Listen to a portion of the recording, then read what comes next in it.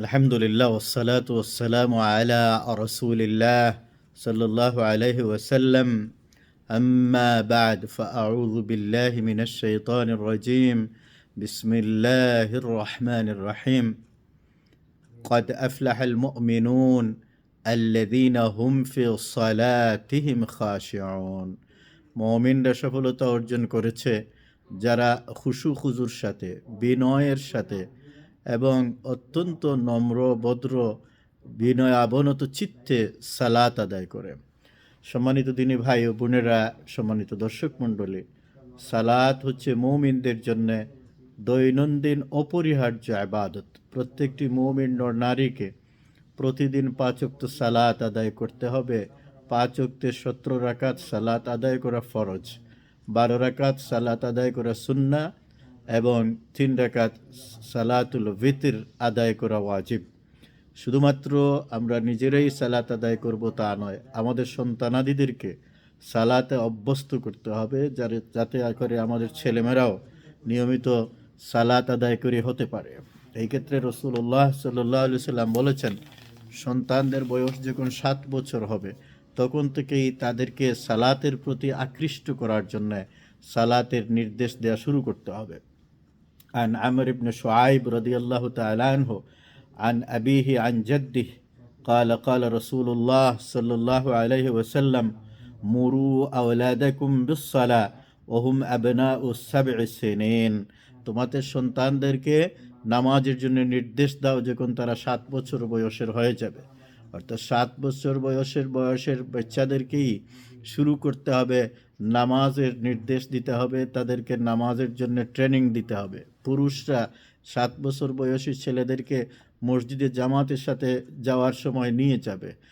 মহিলারা তারা যখন নামাজ পড়বে তখন তাদের মেয়েদেরকে তাদের সাথে দাঁড় করাবে। এবং আলহামদুলিল্লাহ আমরা দেখেছি মুসলিম ছেলেমেয়েরা তাদের আব্বা আম্মার অনুসরণ করে এবং এভাবে তারা আস্তে আস্তে সালাতের ক্ষেত্রে অভ্যস্ত হয়ে যায়। সালাত হচ্ছে আল্লাহ সুবহানাহু ওয়া তাআলার সাথে মুমিন বান্দাবান্দীদের মোনাজাত, মুমিন বান্দাবান্দীদের একান্ত একাকিত্বে কথা বলা। সুতরাং সালাত নির্দিষ্ট সময়ে আদায় আমাদেরকে করতেই হবে। ইন্নাস সালাতা কানাত আলাল মুমিনিনা কিতাবাম মাওকুতা, নিশ্চয়ই নির্দিষ্ট সময়ে সালাত আদায় করা মুমিনদের উপর কর্তব্য এবং দায়িত্ব হিসাবে লিখে দেওয়া হয়েছে। অতএব আমরা আমাদের সন্তানদের প্রতি খেয়াল রাখব এবং 7 বছর বয়সেই তাদেরকে সালাতের প্রতি অনুপ্রাণিত করব।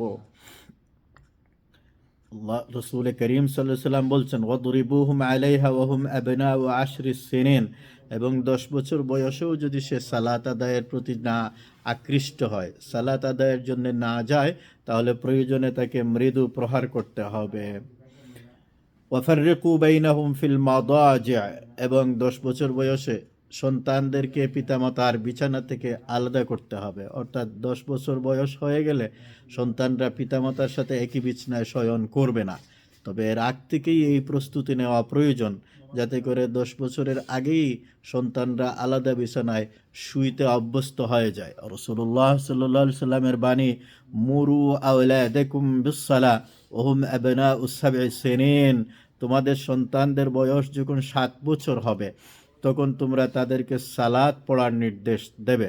শিশুকে শুরু থেকেই সালাতে অভ্যস্ত করে গড়ে তোলা এবং সালাতের প্রতি আকৃষ্ট করার উদ্দেশ্যেই এইরূপ আদেশ করা হয়েছে, যেন তারা বয়প্রাপ্ত হওয়ার সাথে সাথেই, অর্থাৎ তারা বালেগ হওয়ার সাথে সাথেই সালাতে নিয়মিত হতে পারেন। অনুরূপভাবে 10 বছর বয়সে সালাত না পড়লে মৃদু প্রহার করতে নির্দেশ প্রদান করা হয়েছে এই ক্ষেত্রে, কারণ এর চেয়ে বেশি বয়স হলে তখন তারা আর অভিভাবকের কথা শুনতে চাইবে না।